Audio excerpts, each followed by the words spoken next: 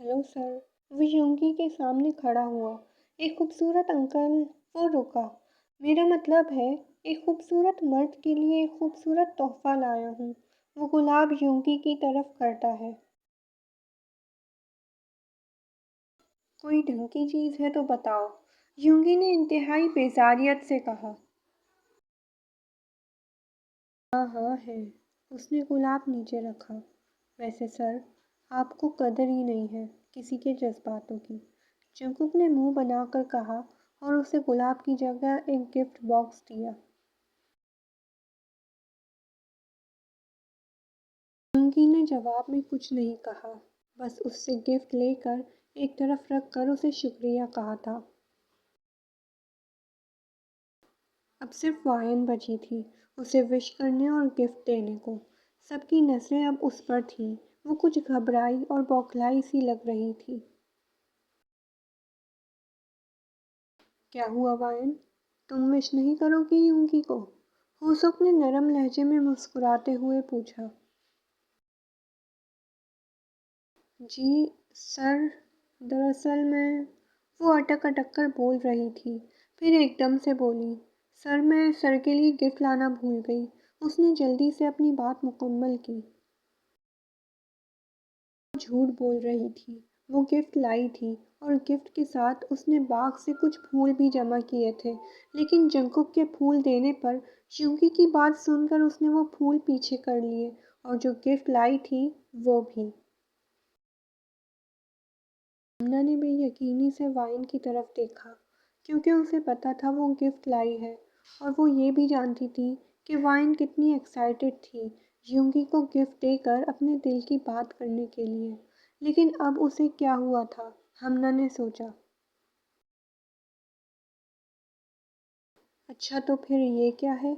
हमना कुछ कहने ही लगी थी कि जंकुक ने वाइन के पीछे से उसके हाथ में पकड़े हुए फूल निकाल कर कहा।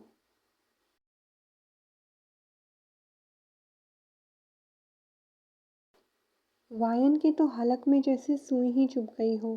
वो कुछ भी कह ना सकी और आंखें फाड़ कर जंकुक को देखने लगी। ये शायद तुम मेरे लिए लाई हो, है ना? जंकुक ने शरारत से पूछा। अरे नहीं। उसे कुछ ख्याल आया तो अचानक सीरियस होकर बोला। ये यकीनन तुम सर के लिए लाई होगी, लेकिन जैसे उन्होंने मेरा फूल रिजेक्ट कर दिया, तुमने सोचा तुम्हारा भी कर देंगे, इसलिए तुमने देना ही कैंसिल कर दिया, है ना? वो जोरदार कहकर लगा कर हंसा।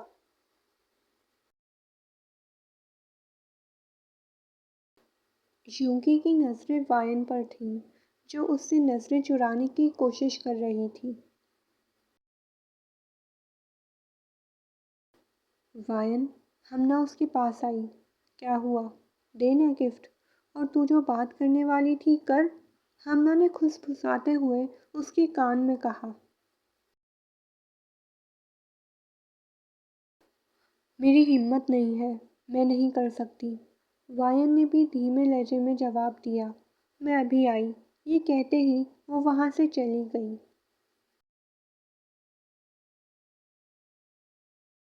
हमना उसके पीछे जाने लगी, लेकिन होसोक ने रोक दिया। वो आ जाएगी। उसने हमना को तसल्ली दी। जंकुक। फिर जंकुक को मुखातिब किया।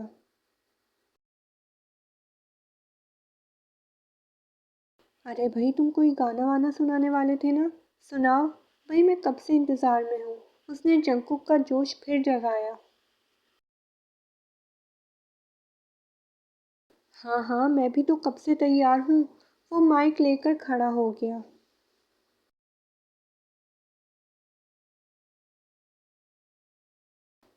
हाँ तो फिर जल्दी शुरू करो। होसुक ने उसकी हौसला अफजाई करी। आओ हमना, तुम भी बैठ जाओ।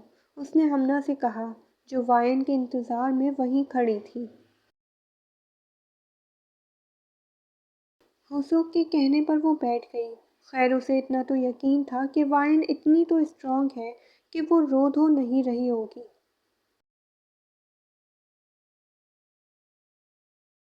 ओके गाइस, तो ये गाना तो सबको पता ही होगा। मैं इसको गा कर गाने की बेइज्जती नहीं कर सकती।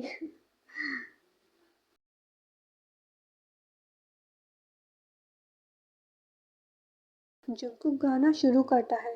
उसकी नज़रें हमना पर थीं। हर एक लफ्ज़ पर वो उसकी तरफ ऐसे इशारा करता जैसे वो उसी से कह रहा हो।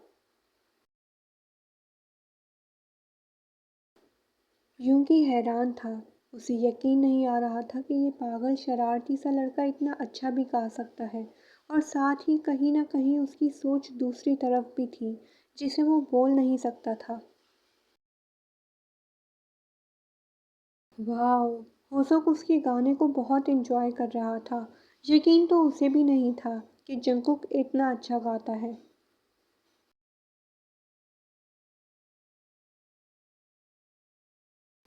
हमना भी बहुत हैरान थी।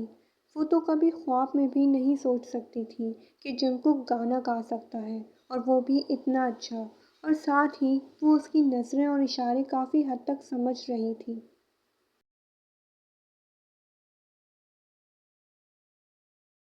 गाने के दौरान ही वाइन स्नैक्स की ट्रे लेकर मुस्कुराते हुए कमरे में आई और ट्रे टेबल पर रख कर बैठ गई। वो जंगकुक के गाने को बहुत एंजॉय कर रही थी।